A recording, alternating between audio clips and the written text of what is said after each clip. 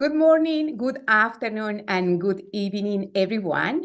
Welcome to the first Youth Adaptation Forum that is dedicated to young women leadership. Invest in women and accelerate adaptation action. Thank you for joining us today to celebrate the International Women's Day. We are really excited. We have participants from over 100 countries and extraordinary speakers, decision makers, specialists, and especially young women from Egypt, Ghana, Cameroon, and other countries, Seychelles, Tunisia, that will be showcasing their different initiatives. My name is Adriana Valenzuela. I lead the Youth Leadership and Education Program at the Global Center on Adaptation, and it is an honor to be with you today. Today is a day to celebrate the youth leadership, the energy, the passion, the creativity of young women from all over the world. Today we start the first forum of a series of 6. Every month, we will organize a Youth Adaptation Forum showcasing solutions, but also amplifying the youth voices. Last year, the Youth Adaptation and Leadership Program organized 6 forums, and we mobilized young people from 130 countries. The Global Center on Adaptation is an international organization, and we work as a solution broker. We mobilize adaptation solutions. And our goal is also to make young people central in the adaptation agenda. Our discussion today is about young women. And to phrase a bit our conversation, I want to share with you 3 key points. But before, I want to welcome all our speakers, and I will invite you also to raise your hand. Then first, we will have our director from External Affairs of the Global Center on Adaptation, Richard Uku. Welcome, Richard. Hello, Adriana. Hello, everyone. Thank you for joining. We have 2 members of the Youth Advisory Panel who are the co-hosts of the Youth Forum, Rabet Aloui from Tunisia and Anusha Seshoum from Mauritius. Both of them, they were selected from over 100 of applications. Welcome. Thank you, Adriana, and welcome everybody to the forum today. I'm very glad to be here and to co-host this forum and to be speaking as well. I am a member of the CEO's Youth Advisory Panel 2024, and I will be sharing my experiences as a young climate leader from Mauritius, a small island developing state. Thank you. Fantastic. And Anusha? And thank you, Adriana. Yes, so thank you. No problem. So thank you, Adriana, and welcome everybody to the forum today. I'm very glad to be here today to co-host this forum. I'm member of the CEO's Youth Advisory Panel, and I'm looking forward to sharing my experience and interest in young women in farming. Glad to see you all here today. Thank you. Fantastic. Also, we have the presentation of 4 good practices, and we have Stephanie Akuma and Melissa Forson from Ghana.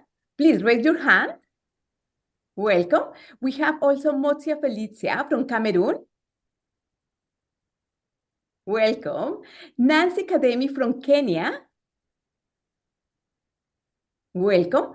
Rama Dia from Egypt.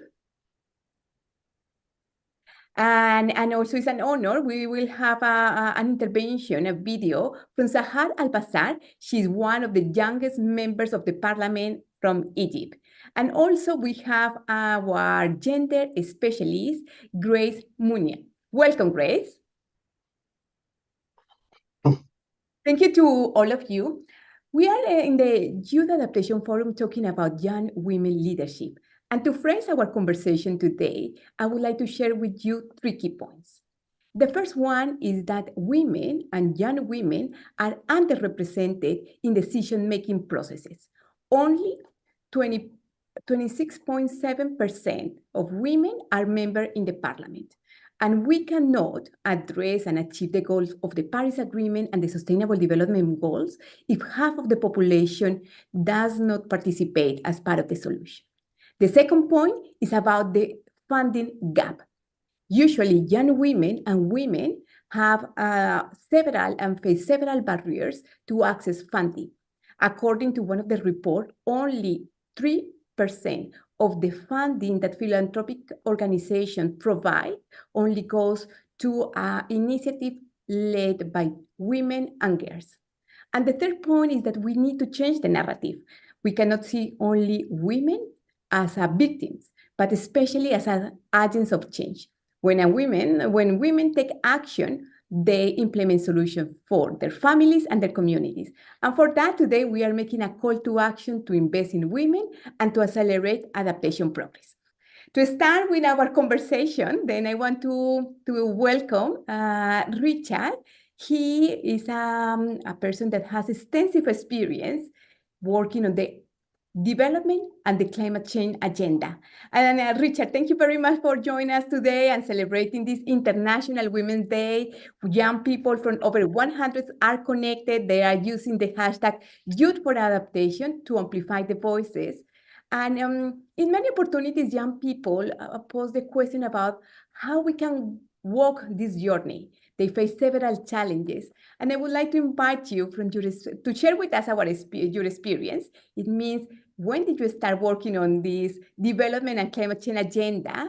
And from your experience, what kind of advice and recommendations can you provide to young women that want to also take this journey? Over to you, Richard. Well, thank you very much, Adriana, and good afternoon, everyone. My name is Richard Uku, and I am delighted to join you at this Youth Adaptation Forum this afternoon, morning, afternoon, or whatever time of day it is, wherever you are. And I want to wish everyone, especially, a very happy International Women's Day. Now, as we were preparing for this, in the few minutes before we went online, I realized I think I have the distinction of being the only male on the panel, and that's a distinction I like. I'm a father of daughters, 2 professional women, so that's a distinction I welcome. Now, my journey into climate change and development began with a simple realization. And it was that climate change the impacts of climate change, are urgent challenges for many marginalized communities worldwide. I became a professional diplomat right after school, as I graduated from university. And transitioning from diplomacy to development in the 1980s, 1990s, with a stint in the private sector, I later joined the World Bank to make a meaningful difference. I focused initially on several sectors, particularly water and sanitation, energy, and later on climate issues. My interest in these areas continued when I later joined the African Development Bank and other similar organizations. I learned about and this is important to me, I learned about the interconnectedness of environmental sustainability on the one hand and economic development on the other. And through education, advocacy, and overall experience, I found purpose in advocating for climate action. It wasn't always that way, but I soon realized, look, this is a big deal for the world, for many communities around the world. And I found purpose in advocating for it, climate action and sustainable development. And now I'm privileged to do so at the Global Center for Adaptation. So that's my journey in a nutshell and how I got into the climate space, the sustainable development space and climate. Now, Adriana, would you like me to offer my thoughts, advice this time or later on? It would be fantastic. Now from your experience, and you have been also working and leading teams with many young professionals, what is your recommendation for all of them? Okay. Now, first of all, I probably will not be able to stay with you for the full 60 minutes or 90 minutes. Otherwise, what I would have loved to do is listen first and dispense advice later on. But since you've asked me to do so now, I'll do so. And I will stay for a while and listen to some of the interventions. Well, based on my journey, and everyone has a different journey, but based on mine, here's my advice to you. 4 things, primarily. The first thing I would encourage all the wonderful women who are on this panel, in this webinar, men and women, the first thing I would encourage you to do is believe in your power. Believe in your power. Your voice and your actions matter. So believe in your ability to effect positive change. It's easy to think, look, this is such a huge issue. I am just one small person, one voice, but every voice counts. It's just like an election, you know? You say to yourself, well, I could go out and vote, but what's my vote? It's just one vote. It counts. And on this issue, your voice does count. So believe in the power of yourself as an individual. The second thing I would say is educate yourselves on the issue. Stay informed about climate change, its impacts, and its solutions, and engage with diverse perspectives, not just your own. The third point is build relationships. I can't put enough emphasis on building relationships. Collaborate with like-minded individuals and seek mentors. That's one thing I did. When I joined the World Bank many years ago, I sought out mentors. And one of my mentors, actually, and he was the vice president for Africa at the World Bank, Jean-Louis Sarbib. And he pulled me aside one day and said, I like you. You're a bright young man. I want you to sit with me and listen in on my bilaterals, and you'll get a good grasp of all these issues. So seek mentors. It's very important. The fourth thing I want to say is amplify voices, not just your own, but others. Use your voice to help amplify others, especially those who don't have the opportunity to speak out and speak out loud.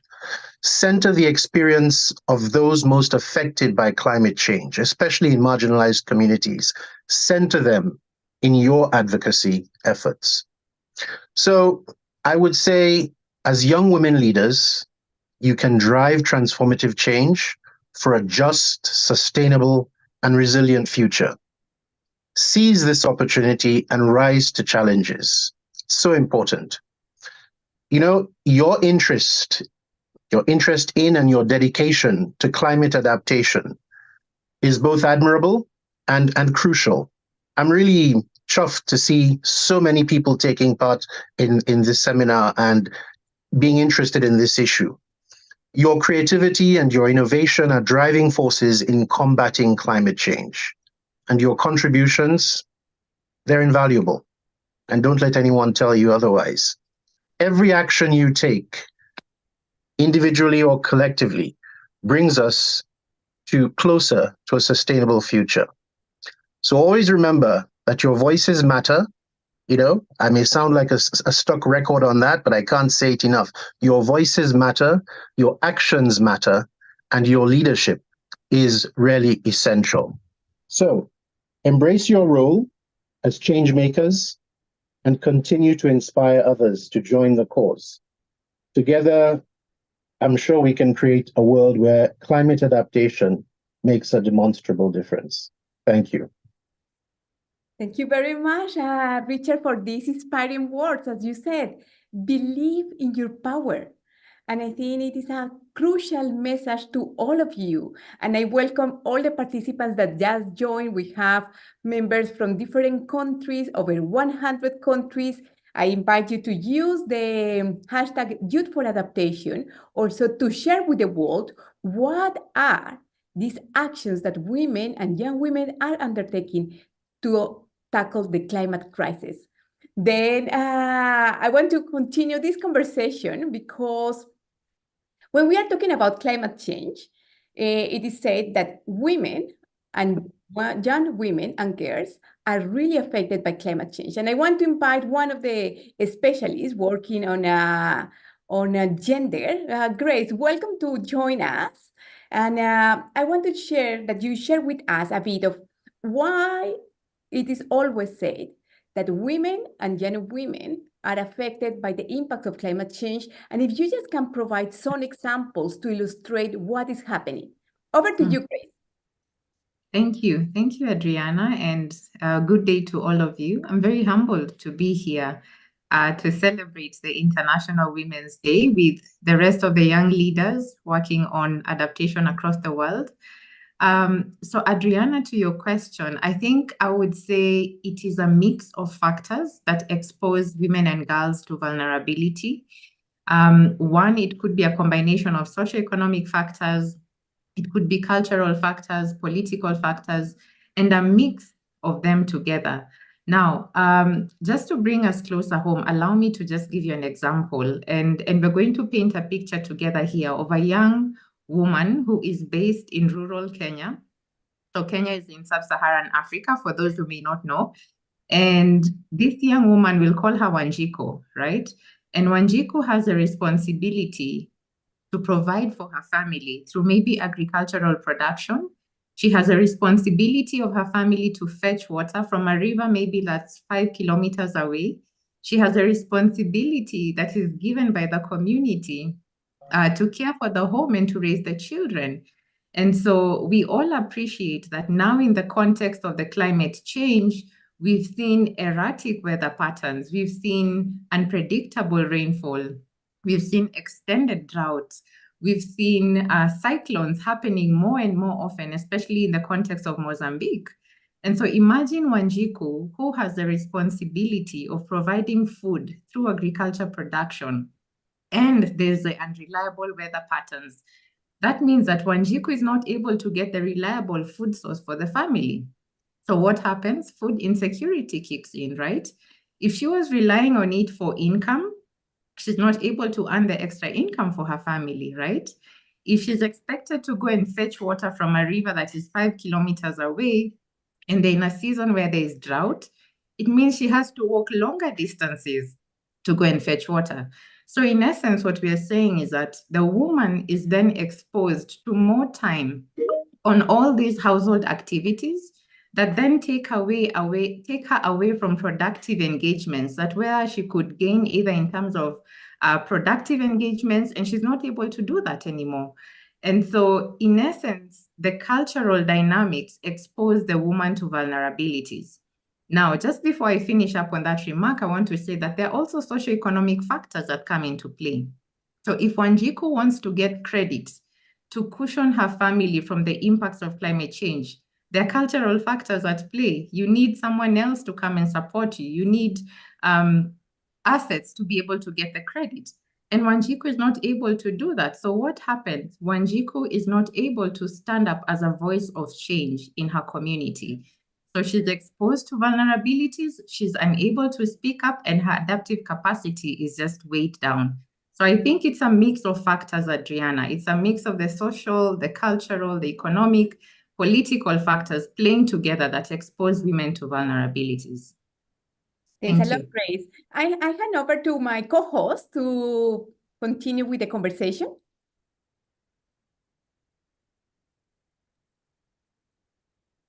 Hi again, everyone. And I would like to raise the question, what are the challenges young women face to participate in the adaptation agenda? And there will be the Mentimeter, and you will see it on the screen in a few moments. Mentimeter is a tool that we'll be using to gather your thoughts and opinions throughout the event. We will also be collecting all questions asked in the Q&A boxes at the bottom of the screen. So feel free to ask any questions throughout the forum using this function. And please go to mentimeter.com and enter the code 58501309. You can find the link and the number in the chat. Thank you. Fantastic. Then for all of you that just joined, use your mobile phone, go to the website Mentimeter, include your code, and share with us what are the challenges. But then to start, Anusha, you are from a small island developing state. What are the challenges that women are facing there? Thank you, Adriana. Small island developing states are on the forefront of climate change. Despite emitting less than 1% of the global greenhouse gas emission, we are highly vulnerable to climate change. We've seen in the Indian Ocean since the past decade, and now since January, we have had extreme weather events and tropical cyclones, which became very harsh, causing floods and also death. This is really unfortunate. Agricultural fields are being destroyed, reducing our power for food security. And also we are forecasting to have periods of drought later in the year. So the main challenges of young women in Mauritius, I can say it is divided into two. First, you have those women who are still lacking support, lacking financial mechanism to be able to adapt to climate change. For example, women living along the coastlines, when their homes are destroyed due to sea level rise, how are they going to implement adaptive capacity if they do not have the funds to build a new wall around the home? And then there's the other part of women, like myself. We are well educated, we are professionals, but yet we are not given the chances to take decisions, to be decision makers. Even as global leaders, as volunteers, we are on many fronts. But when it comes to government representation of women to take decisions for climate change, we are not consulted. And it is very sad that only 20% of the government in Mauritius is women, and we need a lot more to be presenting the voices of women in the climate change agenda. When we treat women and when we treat climate change with gender responsive actions, it is only then that climate change will become part of our gender responsive solutions. Else, if we treat climate change as cross-cutting issues with minor priority, we will not be able to secure the place for women to be on the forefront for as climate leaders and climate decision makers. Thank you. Thanks, Anusha. And then we can see the responses on the Mentimeter about financial issues, representation, participation. In the meantime, that I continue inviting all the participants to include your responses. Then very briefly, Rabbit, you are from Tunisia. And also one of the challenges is the challenges of women in agriculture. Can you share what is happening there in Tunisia? Thank you, Adriana, for your question. Well, women farmers in Tunisia, first of all, represent 60% or even more than 60% in some regions of the workforce in agricultural sector in Tunisia. This is not only in Tunisia, but also in African countries where agriculture is the backbone of most economies, that it's contributing about 30% of the GDP of the whole African continent. So we can say that women, they are the backbone of Africa's farming workforce, but the life for rural women usually is not easy at all, not only in my country, Tunisia, but also in the whole African continent. For example, for the women farmers in Tunisia, they are lacking a lot of awareness, a lot of knowledge. For example, they even, I would say that the majority, from statistics that were provided by the World Bank, the majority of women farmers don't even know what does it mean climate change, what is happening, why we see a lot of droughts, why we see heavy rains, even in the summer. They don't understand. They can feel that there is change, but they don't have the specific names or the specific meanings of what is happening. They are lacking of awareness, lacking of education, specific education about climate change and about the issue that is happening. There's also lack of finance and opportunities. Unfortunately, for example, when it comes to project on adaptation, we can say that men took the advantages and took the majority of projects and financial support. So rural women in Tunisia are facing an array of challenges. They don't have the same right as men and often have to juggle domestic duties and agricultural work. sowing, weeding, harvesting crops and also making food for their families and collecting firewoods and water. And as I said from the beginning, this is not only in Tunisia, but in the whole African continent. Women are in the front line and comprise an average of 62% of the agricultural labor force in the African continent. But still, there is a lot of issues, a lot of challenges that women farmers are facing today. And especially, I would say, the lack of awareness and lack of finance and opportunities. Thank you very much. And now I can see also that it has been reflected in the Mentimeter. Lack of access to funding, lack of awareness, lack of opportunities, and other issues. Then Grace, very briefly, what does it mean to be gender responsive when we are talking about adaptation? Yeah, thanks, Adriana. Allow me to answer that question in the context of GCA because it's very wide.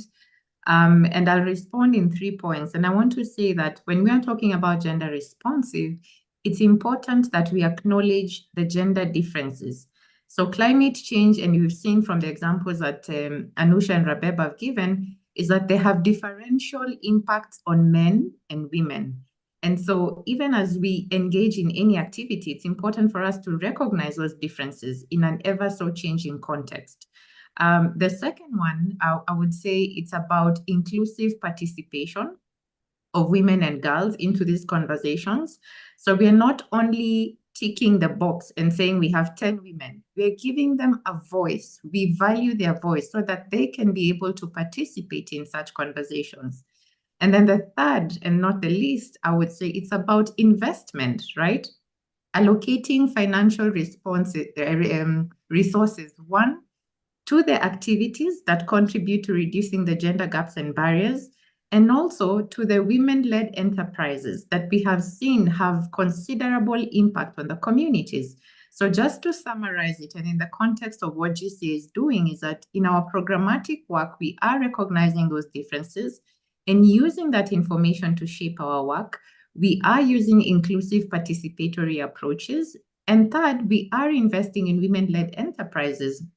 And it has been able to unlock more finances for the women to be able to continue the work in adaptation. So Adriana, that's how I can summarize my response. Thank you. Fantastic. And what GCA is doing is amplifying the voices of young people.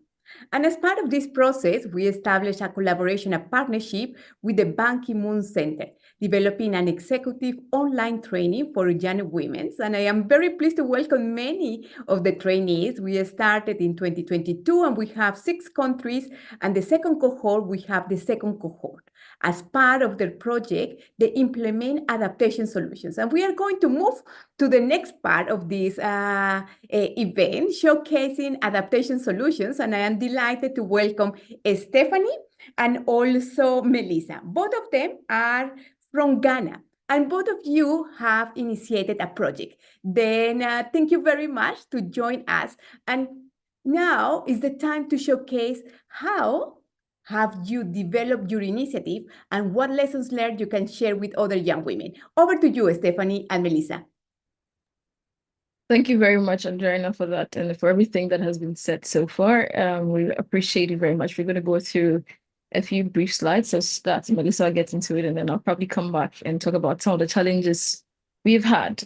So after the Young Women's Training Program, we decided that there are a number of important problems that are on the continent, and people are suffering the diverse effect of them. What can we do after learning so much after in adaptation in 2022? So we decided, okay, we set up something called the Center for Green Growth that would be a vehicle to drive solutions in community level, will influence policy and be involved in an adaptation on the global level as well. You've seen that in some of our works, and I've met you so much at the COPs trying to influence decisions on adaptation. The last one in Egypt, the one in Dubai as well. I've even had conversations with you. One of the important conversations we've had coming from that is the toolkit on youth adaptation that we've done a number of projects, but this is the most recent one that we'll showcase here. It's a training that we're running that the GCA had developed together with other partners. And then we decided, okay, we are going to implement the training, because one of the gaps that we've seen, like the other speakers have mentioned, is education. So we said, okay, let us implement the education as part of this. So we are part of involved in sharing ideas on the toolkit. So why not see it through? In the training of in sharing the toolkit, we mentioned several things. So one of the few things that we did with the toolkit is it's very detailed. So we shared knowledge that we can really have on adaptation, what young people need to know. I'll invite Melissa, because I have just a few seconds, to come and continue from this reason. I'll come back to talk about some of the challenges that we have. Melissa, are you there? Yes, definitely. Thank you very much for your submission. In order for us to elevate the experience of the participants of the training, we decided to invite trainers or past trainers from the Trainers of Trainers course, and they imparted their skills and experiences to the trainees. And also, one thing that's very important to us is feedback. We take feedback very seriously for us to improve further trainings. So we sent out a feedback form to the participants, and we received a lot of amazing feedback. However, for the sake of our presentation, we are showing the spotlight on two of them. We are Sewa Srebo from West Africa and Winnie Wambugu from East Africa. And yes, Srebo, and I quote, says that I learned how gender equity plays a role in climate action. Women and children are more vulnerable to the negative impacts of climate change and gain inspiration from other young Africans adapting to climate change with their innovations. So that's the amazing feedback we received from Winnie continued to share with us, and I quote, I learned about the causes of climate change, impact it's having globally, and the responses needed to address the climate crisis. I have been equipped with knowledge and skills to engage in climate adaptation policy, advocacy, and action. So these are some of the amazing feedback we received. I'll hand over to Stephanie now to take us through the success of the training. Thank you so much. We don't have a lot of time, but we'll still try as much as possible to lay it down. As our training was super successful, we had so many applicants. We had to select just a few because we had a quota for young people. We can't involve everybody else. And because of the limited financing that we had at the time, that's what we did. We also advanced that. We made sure that there was 70% women representation. That is literally, because we don't just talk the problem, we resolve the problem. If we say we want women represented when we're doing something, we increase the number of people that are represented. We make sure that they are actively participating. That means that we are involving them in answering questions. We're involving them in sharing their mindset. There's a reason why the feedback you're seeing here are two different women from two different parts of the continent, because that's how much we involved women in what we are doing. Well, moving forward, we still want to scale it up. We've seen a problem that needs a lot more solutions. So yes, we're seeking collaborations. We're seeking some external support in order to advance it in person. I think Andrea and I have had some of these conversations already, so it's good to put it out there again. Some funding to scale up and impact the lives of more women, and just not talk about all the problems education, but on the local level, on the community national level, what is being done to educate young women. Thank you, and I'll give it back to the host to continue from here. Thanks a lot, Stephanie and Melissa. And what we can see here is that, first of all, the leadership to set up a new organization. Second, Richard mentioned, you need to invest in yourself, you need to educate yourself. Then after the training that you have received, you now became multipliers and you are training other young people. And also the key role of partnership, how you can establish collaboration with different organizations to amplify the voices. We will continue, we will have a travel through Africa. Now we have visited Ghana, and I want to hand over to my co-host because we will visit another country to learn what are their challenges and what they have done to tackle the impacts of climate change. Over to you, Anusha. Thank you, Adriana. I am happy to welcome another great women leader from Cameroon, Motia Felicia. Motia Felicia is the co-founder of NCOA for Change Solutions, a minority-led grassroots nonprofit organization championing sustainable and resilient development in neglected and marginalized English-speaking regions of Cameroon. Here to you, Rebeb. I think it's the opportunity to Felicia. Felicia, please share with us your experience.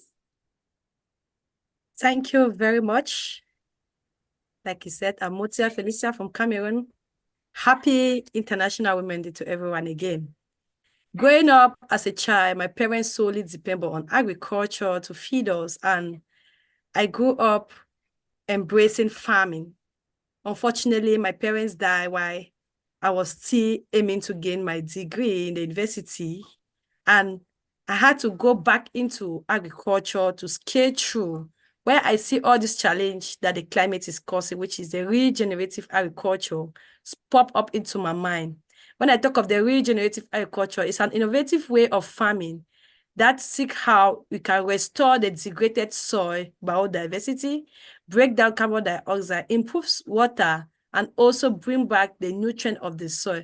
When I talk of regenerative agriculture, I talk of minimal tillage or zero tillage. I talk of the production and the effective application of liquid fertilizer. This is what I have been doing in my community, and I have not kept it back to myself. I have seen how I can also train other farmers, other peasant IDP. When I talk of peasant IDP, I mean internally displaced women in my community, on how they can better adapt, build strong resilience to the devastating climate change that we are facing. So currently, I'm proud to say I've trained over 400 farmers who have embraced regenerative agriculture. It has helped them so much. It has increased their output. It has increased their soil fertility. It has increased their economic standard. So this has really helped my community so much, because it has also helped farmers to be conscious and to be aware that there is climate change and there is urgent need for them to adapt. So my farmers in my community in Cameroon are embracing regenerative agriculture, and they are benefiting from the numerous advantage of regenerative agriculture best practices. Thank you very much. You know, then we can see concrete examples of how young women are implementing solutions. Then, Anusha, over to you to continue this trip to discover another experience of young women in Africa. Thank you very much, Adriana. And I now invite Rabeb to introduce Nancy from Kenya. Thank you, Rabeb. Thank you, Anusha. I was so glad to hear these stories from Ghana, then Cameroon. Let's go now to Kenya with Nancy Kadeni from the Natural Resource Management. She's a specialist in the natural resource management at Meta Kenya, and a young expert on water and agro-food under the Young Expert programs. The floor is yours.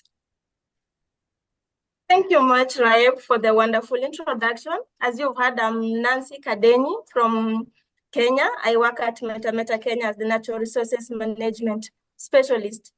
Coming and growing up in Western Kenya, where there is always rainfall, there is always food, it's always green, was a bit hectic for me to start a new life of education now in Eastern Kenya, where it's now dry, there is no water, you have the water is salty. That was also my first time to test salty water back in 2014.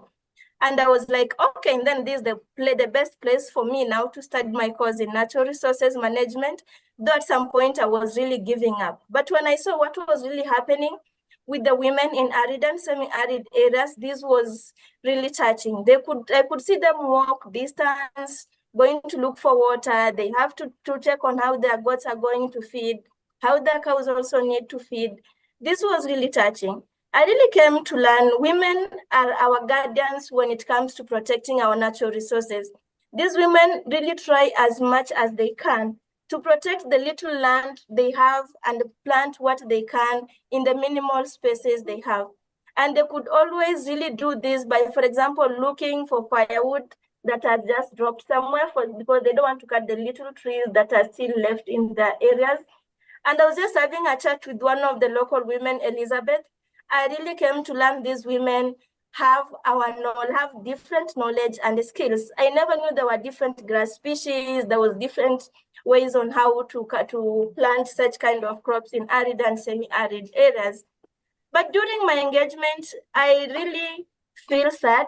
You find that the women have a lot to say, but they have minimal compared to men. When you find, for example, having access to land and resources, I give an example of Kenya. There are some trades where you cannot do much, minus getting permission from your husband or where you are staying with.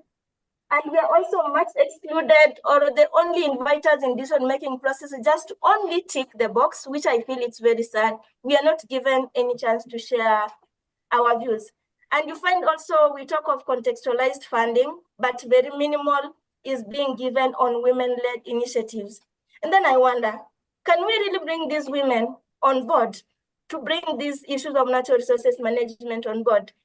Much of the speakers have talked of education, capacity strengthening, of which needs to be enhanced within different areas.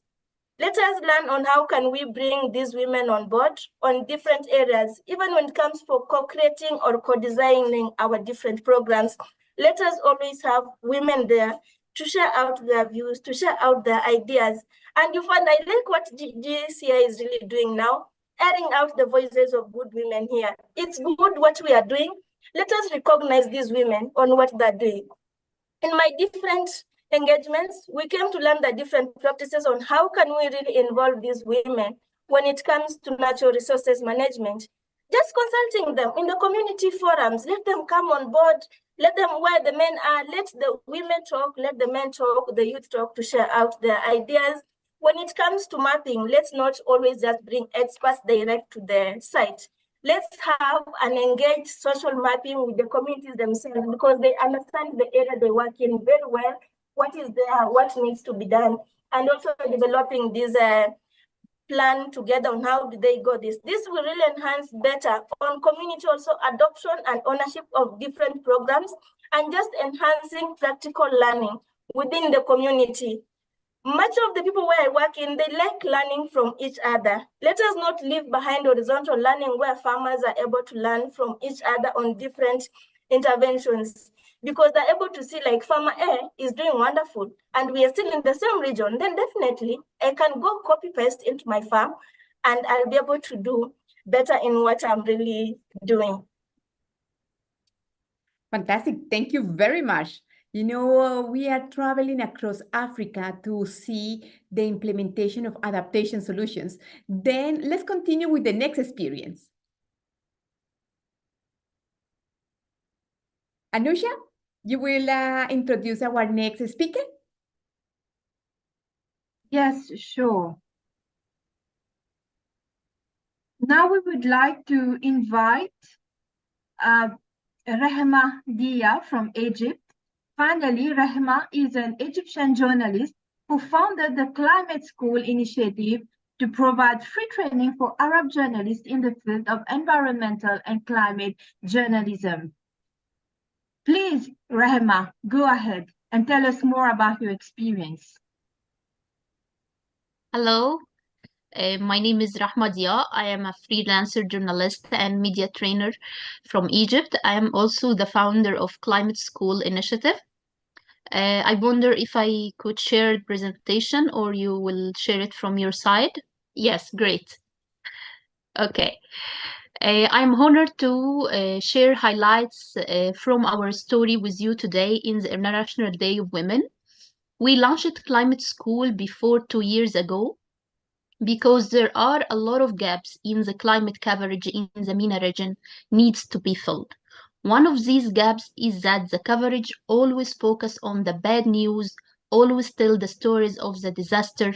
So time by time, people stop to follow the news as they can't see any hope. Through Climate School, we train journalists to report on the solution.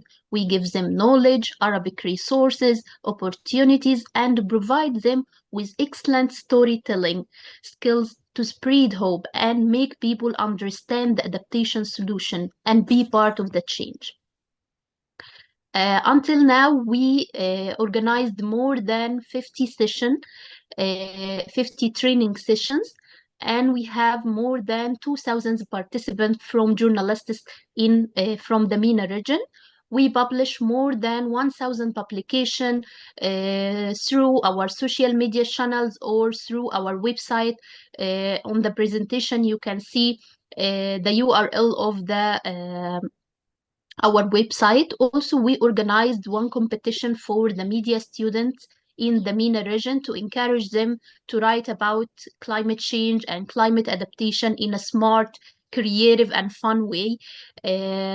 Some of the lessons we want to share with you of the what we from our experience, that the good partner is very important to achieve more goals. You don't have to work alone while others have the same goals that can help and support you.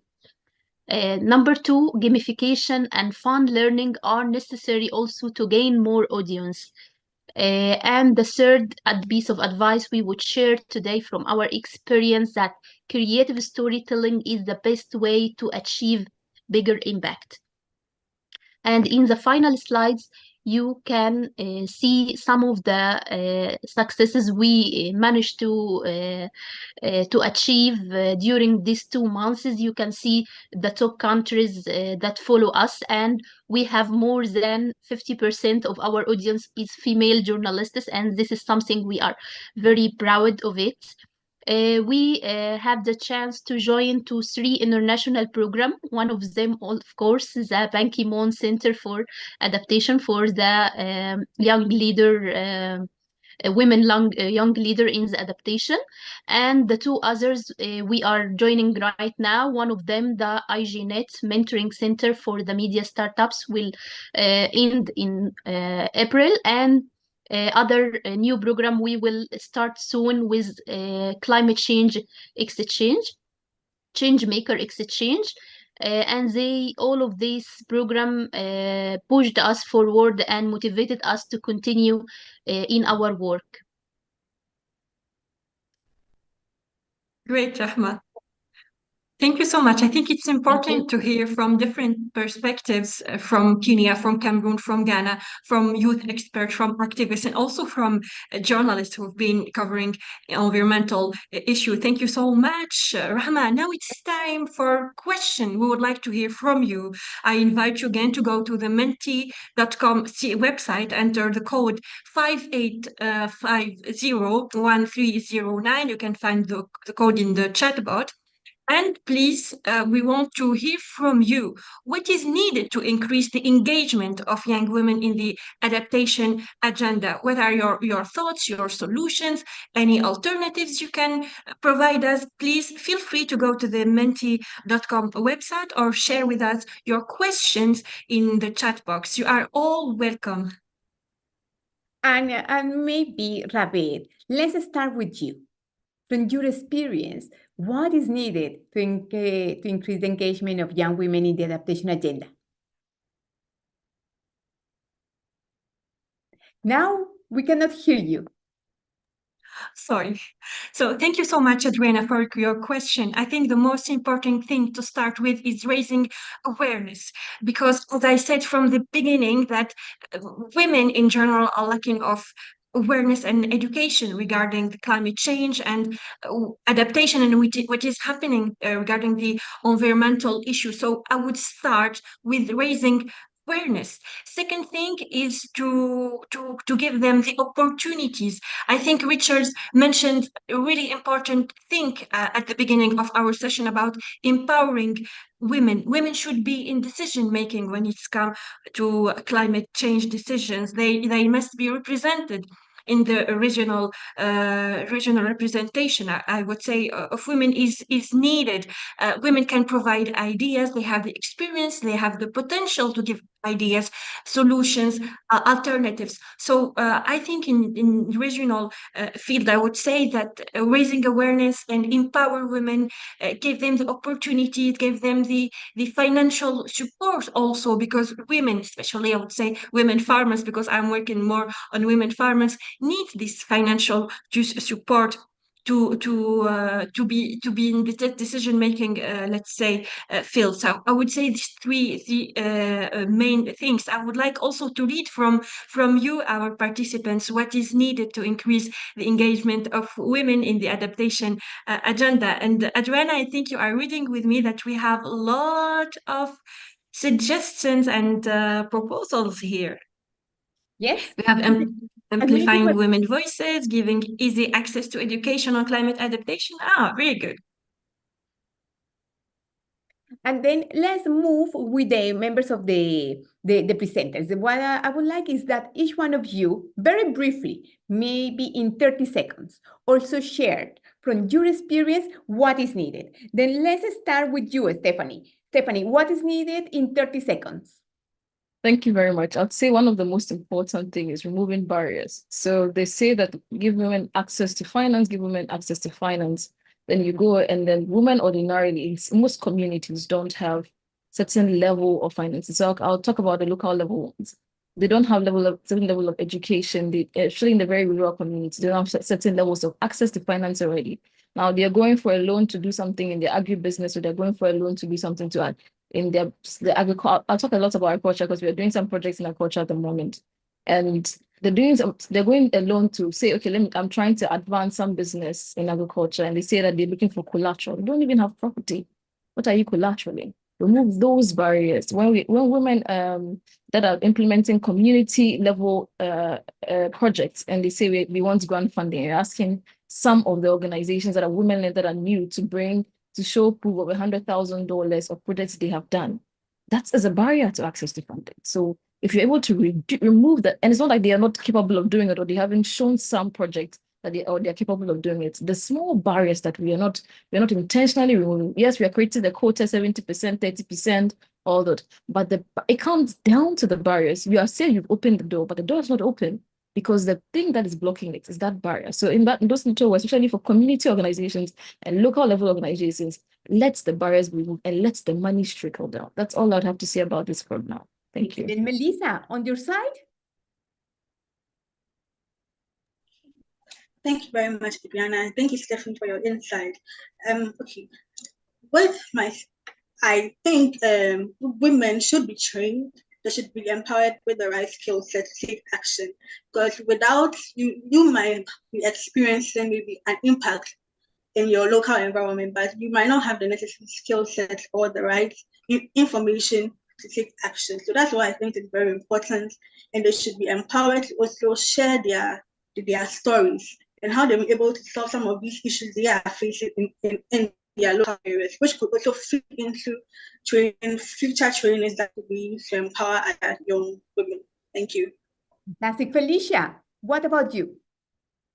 On my side, I believe that if more women are educated to be more conscious on the devastating challenges of climate change, they will be ready and inspired enough to adapt to climate change. So women need that education. Women need that sensitization. And when I'm talking of women need it, I mean women in the grassroots community, women in the rural communities, they need that education, they need that sensitization. If they're educated, then they will be very conscious enough to adapt and mitigate climate change. Mostly women into agriculture. Thank you. Fantastic. Rama, what do you think? I think I have to agree with what she mentioned because I think also education is the most powerful weapon that we can provide women with, because when we educate women, we give them the power to defend themselves, we give them the power to become leader of a change and help their communities for adaptation and try to avoid all the bad effects of the climate change. So the education is the most important thing that we can help women with. Fantastic. And then Felicia? Yes, I can get you. Fantastic. And then we are missing, who are we missing to share what is needed to promote the participation of young women in the adaptation agenda? Any final remark? Yeah, Adriana, if it's Who possible. are we missing? Okay, can I discuss? Can I continue? Yes, then I can see. Okay, when I talk of who are we missing, I'm sure we are missing women like us. I stand like in the gap. I am standing because I am educated. And I know the challenges that women are facing. I'm into agriculture, I'm educated and exposed. I carry the voices of women, but people like us, we are not recognized. We are not given some of those opportunities. So it limits us. It makes those women, those vulnerable women that are not even educated, they limit some of those chances, some of those things. So people like us, women-led organizations like us that are passionate enough into climate adaptation needs to be given the chance, needs to be given the opportunity so that we can find ourselves either to speak out and also to learn, educate ourselves so that when we come back home, we can give back to our community. So that is what is really missing in the contents of Cameroon. Thank you. Anusha?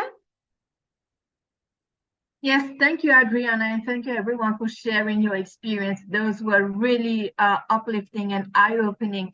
On my side, I will share about the international platforms. For example, at COPs, last year at COP28, for the very first time, there was the Youth Climate Champion who was elected, and she was a woman. The high-level climate champion was also a woman. So I think going forward, those kind of roles should really be women-led. And also, COP president, I hope in the coming years would be a woman and have many more women in the COP presidency team. But also, unfortunately, when we see at the country's delegation being sent to COP, only 38% last year were women and only 31% in COP27 were women. I really hope that country delegates and head of delegations are women ahead, because we have to move from seeing women as the most vulnerable to those who can provide sound resolutions to amplify the climate agenda. Because after all, it boils down and it scales up to decision making. Thank you. More women in decision making, regionally and internationally. Thank you. Fantastic. And then I want to return back to you, Grace. Then you have heard the experiences, the challenges. Then what will be your recommendation to all these young women, not only here in the panel, but around the world, to promote the participation of young women in the adaptation agenda? Yeah, thanks, Adriana. And it's amazing to just hear the recommendations that are coming out of this conversation. And I want to sum it up, and I say each and every recommendation that has been given is valuable. I want to sum it up and say the key word is investing in women, and investment could look different. Investment could be bringing women to the table so that their voices are heard. Investment could be financial resources to the women-led enterprises. Investment could be having a delegation that is gender balanced. Investment could be having personal agency amplified in the women, building their own self-confidence to speak up. And so I would encourage, wherever you are, in whatever capacity, invest in women. Everyone has a role to play. It could be even around collecting sex aggregated data and using that for your analysis in your programs and using that to inform your work. That is investment. So I think in a nutshell, invest in women and do it in the scope of work that you are in. Thank you. Thank you very much. We have this call to action during the International Women's Day 2024. Invest in women, invest in young women, and also invest in young people. Let's continue. We have a message from one of the youngest members of the parliament. And we are really honored. We have identified that one of the gaps is that young women are not represented in decision-making processes. But we have Her Excellency Sahar Albacer. She's member of the parliament. And let's also watch her video. Hello everyone, I am Sahar Al-Bazzar. I am an Egyptian parliamentarian and the Deputy Chair of the Foreign Affairs Committee at the Egyptian Parliament. It's such a pleasure to be among you today and celebrate together the International Women's Day. As you might know, women parliamentarians are only 26% around the world. So it's very important to address this in the International Women's Day while we are celebrating, because we want to advocate for women's participation in political sphere.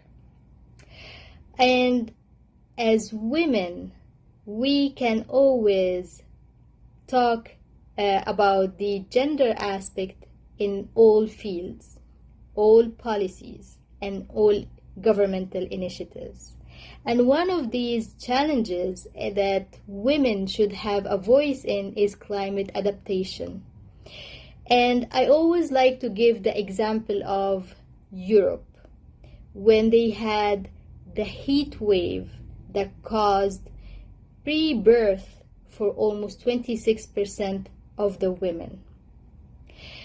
This kind of threat to women's health need women politicians to address this while addressing climate adaptation and climate mitigation. So, as a woman, I'm leading an initiative called Ubuntu, and we're trying to talk to financial institutions like the IMF, the World Bank, and other banks to try to adapt more space of tools dealing with developing countries, such as debt swaps for climate adaptation, especially towards Global South. Because the adaptation costs a lot, and we need to protect ourselves as women and communities and as youth that we want to secure their future by saving and protecting our planet. And I want to use this platform to encourage everyone, from young women out there listening to me, please, you are important. And all the efforts that you're doing and all the ideas that you have, you can turn it into action, and you can be the one that solves and leads the direction of the change that we want to see in our world. Keep going, and please don't forget that you matter. Thank you. Thank you very much. And now I would like to thank all of you. You know, it has been a very inspiring conversation about the challenges, but as well to learn what you are doing. And it's a call to action. It's an opportunity. Yes, we have the climate crisis, but it's also an opportunity to build together a transformational change. What is next? I would like to invite you all to join the Youth Adaptation Forums that are coming. We will have almost one per month, and also the Youth Adaptation Network. The Youth Adaptation Network is a global platform, and currently we have members in over 130 countries. If you are not a member yet, please scan the code and be part of the Youth Adaptation Network. You will be able to receive news about what is happening in the world about adaptation solutions. The second thing is we want to invite you to join all the Youth Adaptation Forums. As I mentioned at the beginning, we will have 6 this year. We started with young women leadership, and we will continue this month in March about the topic of water, but we will have also others about climate resilient agriculture. We will have nature-based solutions and climate resilient infrastructure. We will discuss about finance and entrepreneurship. Also, we will continue with the topic about locally led adaptation. It is an invitation to all of you to continue join the forums and amplifying the youth voices. I want to thank also everyone that have been contributing, our partner organizations, to our excellent speakers, to the team, Nicolo and Lauren, my team supporting this process, the technical team, our colleagues in the communication part, and all of you. I want to close with just repeating the messages that we received from our director, the director of External Affairs. First of all, believe about your power. Second, educate yourself. 3, establish partnerships and relationship. And finally, amplify your voice, but not only your voice, amplify the voices of many other young women.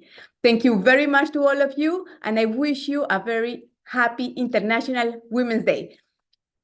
Let's take a family photo together now with everyone. I see that many people have joined. Then please turn on your camera.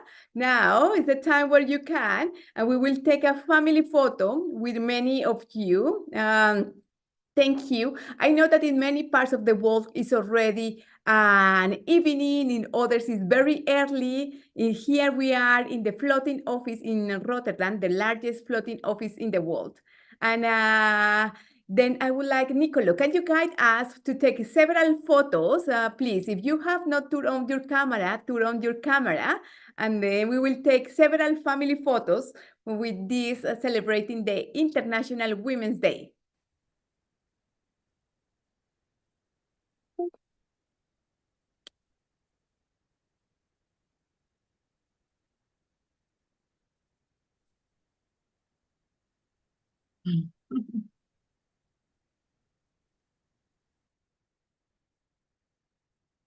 Excellent. Thank you very much to all of you. Bye. Thank you. Thank you all so much. Bye. Thank you. you. Bye-bye. Happy Women's Day today and all.